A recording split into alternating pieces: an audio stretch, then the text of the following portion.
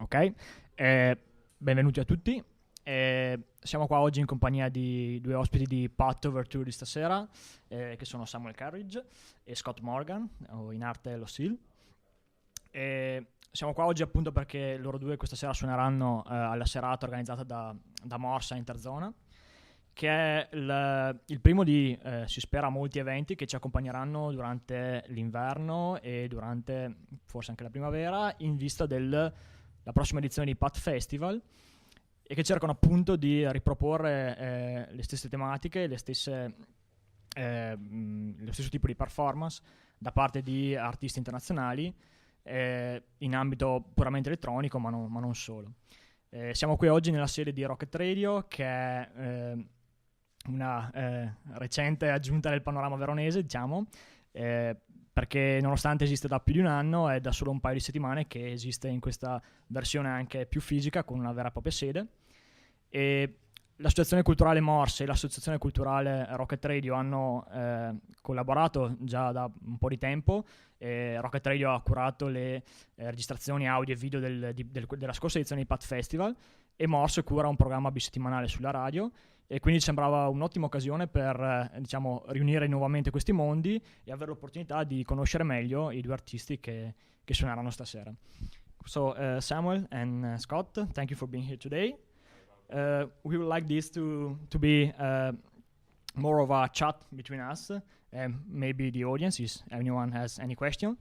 So, well, let's start. We have to use the microphone, I said, because it's for the radio too. So let's start a bit. Can you talk a bit about yourself? Where do you come from? How long have you been making music? And so Samuel. I'll let you go first. Okay. Tell me about yourself. That's very polite of you. You're very English of you. I'm polite, man. Yeah. Yeah. Sorry. Sorry. Yeah. I'll just apologize the whole time. Yes, I'm from Canada, Vancouver, the West Coast. I've been making music under the name Loscil for 15 years, roughly. Makes me old. You can see the gray in my beard. Yeah, what else? I've been working with the record label Cranky for almost all of those 15 years. My first Cranky release came out in 2001. Yeah, I'm on tour at the moment. This is my last of 10 shows in Europe, and I'm tired, but I'm very happy to be in Italy. I'm looking forward to some food and some good times. Now it's your turn, my friend. I don't know what to say, man. You're going to have to ask me questions, mate. Okay. Where do you come from? Let's see, that's better now, yeah. England. Okay, yeah. England where? Manchester. But you don't live there now, do you? I don't. I live in Berlin now, yeah. And how long have you been making music? God, since I was about 13, 14, but... You're like 15 now? Or yeah, about 15, 16. I've just grown some stubble now, you know. Okay, right. So, since we have talked about your, the place you live in and you have lived in, say how we would like to know more about, the music creation process you go through. Like, how do you produce music? How do you think about your music? So let's start by talking. How do you think these places that you live or you have lived in influences your music? Like, for you, Samuel, since you used to live in Manchester, now you live in Berlin. How do this influence differently your music, let's say? I used to think there was a difference. I did used to think that a place could inspire you, but I don't know really. It seems anywhere I live, it's pretty much the same output. So, but I suppose Berlin and Manchester are quite cold and grey themselves. So, they have got similarities in that thing. Maybe if I lived in Ibiza or something, it could be different, but. No, I think that maybe that your surroundings can affect you, of course, but I think your mindset's still the same, and you still kind of produce the same output. I myself, anyway, maybe you've got a different point of view, but I don't know. You live in a fucking depressing place too, don't you? No. No, you told me earlier it rains all the time. Rain's not depressing. Same mindset. I've actually only lived on the west coast of Canada, and I do think there's something psychological that, you know, with the water and the mountains and the natural environment meeting the industrial environment, and being a port city, it's very diverse and very, I don't know. I mean, I don't know anything else because that's where I've always been, but it definitely is part of my music and part of my approach to, I mean, if you see tonight, I do visual stuff as well, so it's definitely found its way into my work. I don't know how or why, but it's there. But do you think, I was just going to say, do you think that's because, there's a question, no, but I mean, do you think that's because that's a part of where you're from, like it's already bred into you to be like that way inclined? Say that again? I mean, you grew up in that space, right? So it's already bred into you to...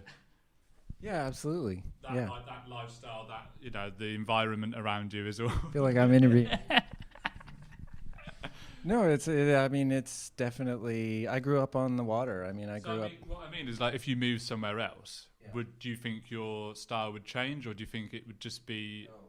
That's what I'm trying to get at. Like, do you think if you moved... Say you moved to LA, a place you really like, do you think you'd still make the same music, or do you think it would affect? I think if I moved to LA, I'd start making noise music or something like really, really brutal. Yeah. I'd like to hear that. Okay, I'll move to LA just for that. Or if you move to Manchester, you'd make industrial techno, right? Yeah, maybe, yes. So yeah, you've talked about water, and I think that's one, let's say, theme that we can all see in your, let's say, also the album titles and the song titles. Apart from that, there are other themes that influence your music, that are in your music. Yeah, I mean, I think I'm influenced by... I am influenced a lot by geography and place and a sense of being in a place. And I personally am really attracted to the places where nature and kind of industry collide, and you get this kind of human nature and this kind of really ugly, beautiful thing. I think that's something that I've naturally been drawn to over the course of my career, of like finding places where the music is equally dark and equally... you know, I don't want to say light, but you know, a contrast basically. And I think I find a lot of that in locations and in physical places. So that's definitely a big inspiration for me. Maybe I should ask you a question. Why Berlin? Why did you leave Manchester for Berlin? God, I don't know. Okay, good answer. There you go. Can I just translate it really quickly for our... Yes, okay. Abbiamo parlato un po' delle città, dei posti dove loro dove hanno vissuto, e se questo influenzasse la loro musica. E ci sono state due opinioni un po' divergenti, nel senso che Samuel crede che l'ispirazione che lui sente di avere nel produrre musica non risente assolutamente del posto in cui vive, e quindi lui crede che ovunque tu viva nel mondo tu sia portato a fare un certo tipo di musica, o comunque esprimerti in una certa maniera, mentre Scott ritiene che i posti in cui ha vissuto abbiano una certa influenza sulla sua musica, tanto è vero che appunto alcune delle tematiche che lui spesso esprime nelle sue canzoni sono l'acqua o i paesaggi geografici, e questa sorta di contrasto tra i paesaggi naturali e i paesaggi più industriali, e come si, diciamo, rapportano tra di loro, e che realtà creano, diciamo. So okay, we have talked a bit about the ideas and the themes in your music, but what about the actual production of the music? What do you use? How do you approach the music production process? For me, there's not really an approach to it. It's an everyday thing, you know. I wake up and I turn the machines on and I just start. It's more of an impulse, really, than anything. Equipment-wise, I've got more into the last couple of years of like more custom-built instruments, trying to get something more unique, really. Other than, well, they're synthesizers and percussion instruments, but they're like custom-built. you obviously pay a premium for that, but I kind of got sick of using the same machines that everybody else did, because really you can obviously process them and you can try and get different sounds out of it, but I think stuff like that's been overused, you know. So I tried to find something a little bit more organic for my own satisfaction as well, really. That's my approach. And I mean, for me, it's a release when I create music, but it's not. Yeah, it's an impulse. I do it every single day. You know, I turn the machines on and. Something more like you do. It's like something more natural to you. You don't like think too much about it. There's definitely not a thought process in there. It's just you just go with the flow. Yeah, and see what happens, and then hopefully some days stuff clicks, other days it doesn't, and I go at the pub. For you, Scott? I'm a computer musician, but I like to work from samples. I'm not much into synthesis other than a sine wave for my bass sounds. And so I kind of always had a sound designer mentality where I like to record sounds and manipulate them and build layers. And I think the sounds that I'm drawn to are maybe a little thicker and textured and a little. I hate to use the word organic because it's such a terrible word. Oh, that's nice. Thanks for that, mate. Yeah. That's a big fuck you, isn't it? Because you used it, and I basically don't do anything like you. No, I just mean because it's not really. I think what I maybe is a more accurate word is acoustic. Like I like to start with an acoustic sound and shape it. And make it organic. No, not organic. No. You got to be certified for that. You do. Yeah. And then, recording-wise, I like to layer in a lot of times actual instruments as well, like pianos and vibraphones and cellos and stuff, just to add that extra color and add the influence of another human being, because when I'm working alone, it can be really dreadfully boring and not very organic at all. Ok, just translate it. Ok, so per quanto riguarda la parte di produzione, Samuel dice che per lui è più un processo naturale, nel senso che lui si sveglia la mattina, accende le macchine e comincia a produrre. E quello che lui cerca nel suono è un po', diciamo, di avere degli elementi unici, e per lui questo vuol dire avere degli strumenti un po' custom, quindi un po' personalizzati, per cercare probabilmente per la sua stessa soddisfazione, probabilmente per differenziare il suo suono da tutto quello che usano gli altri. Mentre Scott è più computer based, quindi usa il computer, ma tutte le sue produzioni partono da sample, quindi da registrazioni che lui raccoglie e alle quali aggiunge magari degli strumenti reali per dare un po' di tono, un po' di colore. Ok. Because ok. E quello che si può dire è che Samuel ritiene che la sua musica sia molto organic, mentre Scott odia il termine, quindi eviteremo giallo. So you hate the term, so we are not going to use it again unless Samuel. Okay. I might quote it a few more times. Ban words from now on. Organic. You can't say organic no more. Okay. Banned. I get it. Okay. So Scott, you have also worked for video game, right? You have done some sound design, and how is that different from, let's say, one of your album that you produce for yourself or for the public? Well, doing sound design is much different. I mean, you're doing very specific sounds for very specific actions in a game, and I mean, I did console game development for 10 years, and I'm glad to be done with it. It was good. It was good experience to be. I mean, we had great studios and to be around technology and around tools and learning new approaches to how to develop sound and change sound. So a lot of the technical side is the same, but the kind of aesthetic side and the artistic side is a completely different, sort of collection of ideas. And let's say, talking about different experience, you, Samuel, have your club night going on, and how do you think that is different from what you do, if it is different for you, or is it the same, or do you think it's a different way to express what you do? What you mean with Contour? Yeah, Contour. Is it different to what he does with computer games? No, is it a different experience from what say the music you produce, or do you think it's more of the same in a different context? Yeah. I mean, with Contour, I don't try and I try. Obviously, it's going to reflect my personal tastes in some ways, but I try not to let that bleed through really that much. I'd rather it be something separate to what I do. I know it's obviously people will closely connect it together, but yeah, I think like the thing that pisses me off most with the Contort stuff is people really kind of pinpoint it to this dark stuff and like it's got a sound like a Contort sound, when I don't think there is a sound to it. And we're trying to reflect that in the releases we put out now, you know, like to get something from across the board. Yeah, I just yeah.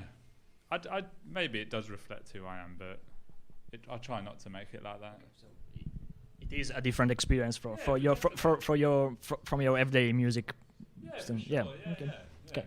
It's interesting to know. Yeah. Ok. Ok, parlando di esperienze più diverse, Scott ha lavorato, ha detto, per 10 anni, se non sbaglio, come sound designer per l'industria dei videogiochi, e ha detto che nonostante la parte tecnica sia più o meno la stessa, la parte estetica non è altrettanto interessante, diciamo, un po' più funzionale, legato a quello che fa.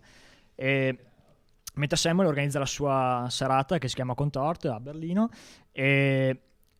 e anche lui dice che cerca di farla diventare una cosa un po' separata da quello che lui fa tutti i giorni, quindi la sua musica tutti i giorni, ma ovviamente si riflette un po' il gusto, però la sua intenzione è quella comunque di tenere le due cose separate e cercare di avere, diciamo, anche sulla label che ha lo stesso nome, Contort, cercare di avere delle release un po' più ad ampio spettro, diciamo. Yeah, I've got an interesting question for you. Since we are talking about different experiences, is it true that you brew your own beer? Yeah. Oh, I had to ask. yeah. How did you know that? Spies in it. It's very true, and you better be careful. I hope you have a lot of time because I can really talk a lot about beer. Yeah, I brew my own beer. I grow my own hops. It's kind of my other old man. Kind of organic. Kind of organic. Yeah, I'll give you that one. It's organic. Yeah, it's just a fun thing. I actually find there's a lot of odd similarities between making beer and making music. You know, you're kind of putting shapes and colors and things together. It's a practice like other art forms where you're combining flavors and combining, you know, your technical knowledge with kind of your taste buds. And I don't know, I find it fascinating. And what about you, Samuel? Do you do anything else organically? I don't know. No, not really. I live a very simple life. So, not that much organic. Not much. No. Well, you don't want to be saying that in the public, do you? You know. Okay. Nothing that we can air anyway. Okay, so yeah, I don't know what else can we talk about. Yeah, do you have anything coming up for next year? I know you have something. Yeah, so I got the LP on Downwards coming out in February next year, which was kind of taken from the performance at Berlin Atonal Festival. Other than that, I don't know. See what happens. Can you talk a bit about Downwards and how you met Carl O'Connor? So I met Carl at a friend's house about 4 years ago, and I knew him on like a friend's basis before I gave him any music, and then I finally gave him some music, and he was really into it, and then he's supported me ever since, really. So it's good. I love everything about Downwards. You know, it's everything, the aesthetic, what it stands for. Just I think it works, and I like the way it's moved into a different area. Really, you know, like I mean, they're never going to release brutalist techno for 25 years. You know, he's like ahead, you know, moving on. So I've got a lot in common with them all. And since we're talking about labels and such, can you talk a little bit about your relationship with Cranky, since it was, I think, your first label, and it's still going on, you're still producing for them? Yeah, Cranky had their 20-year anniversary party a couple of years ago, and I got reunited, playing a show with Stars of the Lid, who are one of the oldest Cranky acts, and both good friends of mine, those guys. And I'm Joel, who runs Cranky, has become a really good friend over the years, and a guy that I really trust and rely on for, someone to kind of slash through the industry stuff. But he's done a really great job curating the label over the years, and just keeps it really simple, and picks stuff he likes and works with people he likes. And so it's a really great community. I mean, I haven't met another Cranky artist I don't like. They're all wonderful people, and the music is really great. So I don't know what else to say. Do you have anything coming up next year or in the near future? I just had this kind of experimental app thing come out, which is like a collection of endless music kind of ideas released on iOS and also coming out on Android, but it's called Adrift.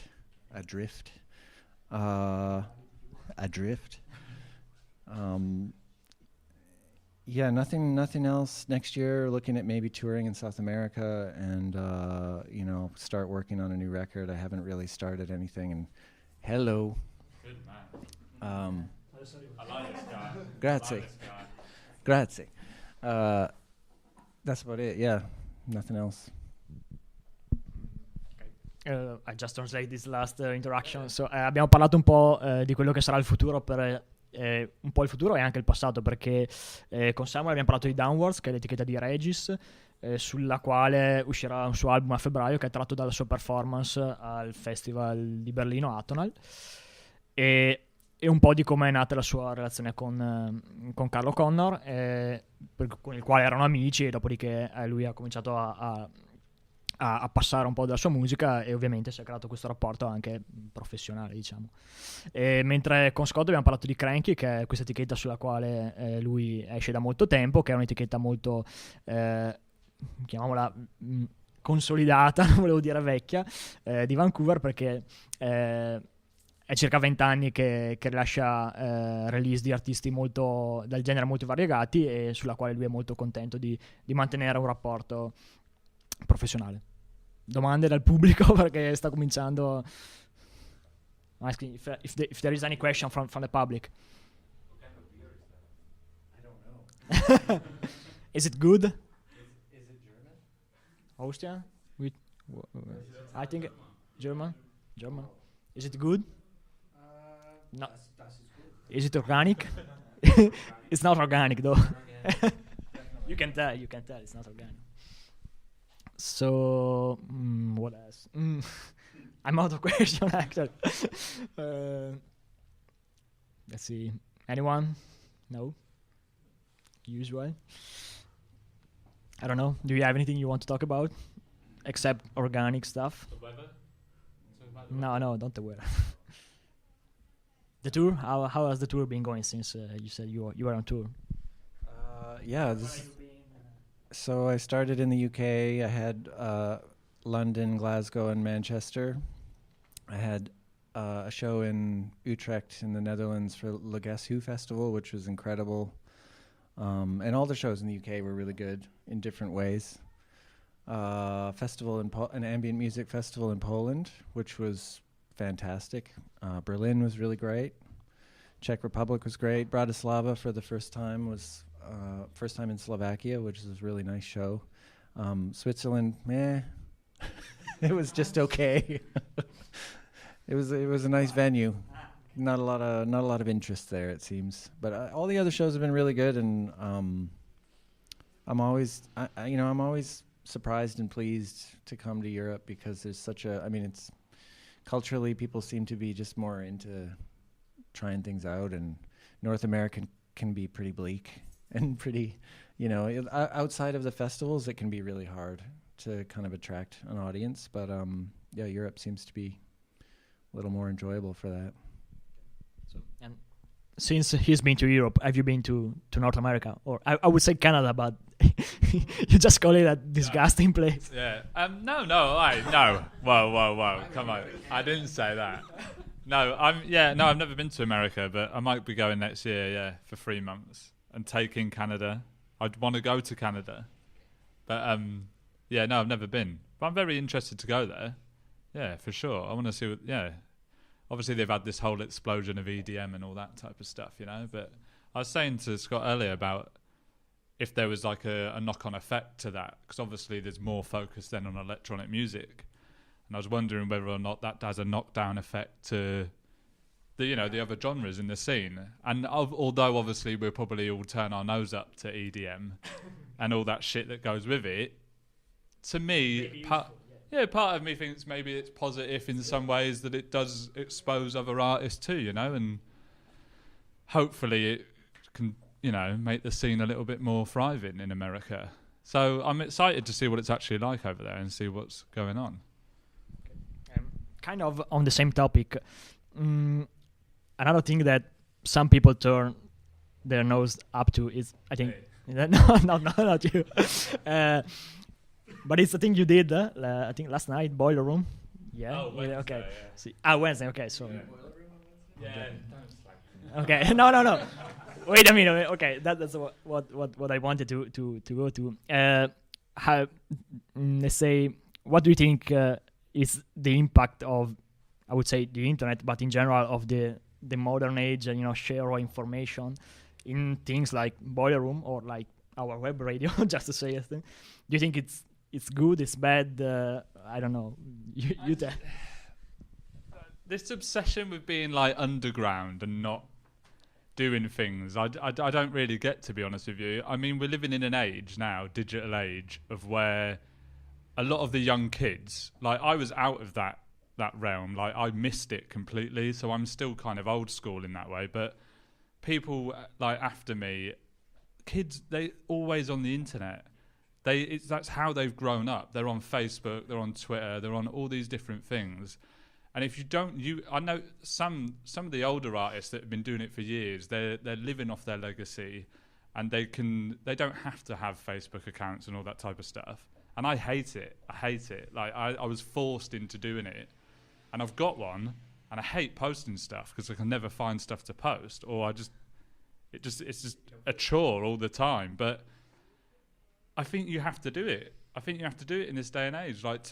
You need a place for some people to go. It's good to have like a place where they can see releases or where you're playing or just that type of output. Whereas maybe a website works as well. But for me at the moment, Facebook's the easiest thing. You can just make a post, and we're living in that age. I don't think we're ever going to go back to a time where it's back in the 90s where you're writing letters to people.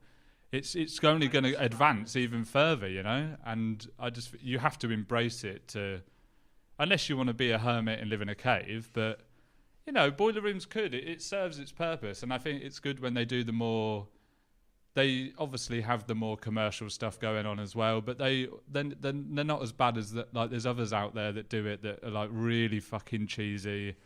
Like at least they do push the underground, and they do give a voice, especially the Berlin and London as well. Give a voice to the underground. Like London get a lot of grime artists and all, like people who wouldn't have that exposure at that level of people around the world. I mean, you also have to like bring into it. There's people who live in like South America, Asia that were never be able to afford to come to Europe or like go to a club in Berlin and see this type of stuff, and that kind of gives them a window into it. And like it's people like that I don't think you should like turn your nose up at it and go, oh, fucking Boiler Room shit. Like it serves its purpose, and some people really enjoy it. I don't think you should. Did anyone do that? I think that's like a voice in your head right now. It's very possible, mate. It's very possible. Yeah, somebody has mentioned. There's someone fucking on me there. But no, yeah, that's my view on social media in the world. Yeah. Do you have anything to say about that? Yeah, I think I totally agree with, there's we all need ways to discover new music, and it's either going to be through radio stations. I mean, it used to be, for me growing up, it was music video channels, and Friday night they'd have the alternative stuff, and I would always like every night be inside watching the videos. But or you go to your record store and you ask, yay record stores, you ask your friend at the record store what he's listening to or what she's listening to. I mean, it's it's just another means. All of these things are just means of kind of sharing music and sharing ideas about music. So, there's always going to be some really cheesy stuff, but I think we can wade through that. Yeah. I think, thing is, they'll look at us like we're fucking idiots, of like the music we play. They'll be like, what the fuck's this? But yeah, I mean, for me, when I was growing up, it was all about going in record stores and like you're getting hustled by the guy behind the counters trying to push records on you. Whereas now it's not. It's all accessible online, and you can do all your record shopping online. You never need to leave your house. So I think not having anyone hassle you. No, yeah. Maybe you can be a bit more stringent with the money, yeah. But I think we all have to move with the times, and it's just the way it is now. Ok, abbiamo parlato di parecchie cose perché era un po' che non passavo l'italiano. Rewind, yeah. No, okay. Quest'ultimo topic era un po', diciamo, dal momento che Samuel ha suonato in Boiler Room l'altro giorno, un po' quale fosse la sua visione di questo fenomeno, un po', diciamo, di questa epoca culturale nella quale ovviamente internet fa da padrone. E lui sostiene che ci siano dei risvolti positivi ovviamente, perché parecchia gente che in alcun altro modo non potrebbe accedere a questi eventi, a questi suoni e a queste situazioni, riesce a farlo non in maniera probabilmente autentica, ma almeno riesce ad avere una finestra su questo mondo. Ovviamente c'è parecchia immondizia, diciamo, però ovviamente diciamo che anche per il discorso che dicevamo prima dell'EDM in America, tutti questi fenomeni molto popolari di scarso valore culturale, se non altro potrebbero dare una mano anche alle realtà un po' più underground, un po' più meno conosciute, ad emergere in posti come appunto l'America. E prima di quello non mi ricordo più di cosa abbiamo parlato. Penso sia quello, quindi ok, I forgot what you said earlier, so I'm just gonna stop with the translation and just go with it, man. Go on. Learn English. No, okay. Yeah, April, I think. Yeah. So don't press anything from now until. No, forget about it. Yeah. And you have your label, yeah? Or no? Okay. Have you ever thought about starting a label, or are you just fine with releasing? I technically have my own label that I released one of my own records on. So I did start a label, and it quickly failed. So that's it. No more. I don't want to run a label. Okay, just beer. Beer, I'll make beer. I'll make music, I'm happy. Okay, good. I do get that though. I kind of regret it sometimes. It's only been a year. You said your life was really simple. It doesn't sound simple. It's not, mate. That was a lie. Yeah. I can't broadcast what I get up to. Ok,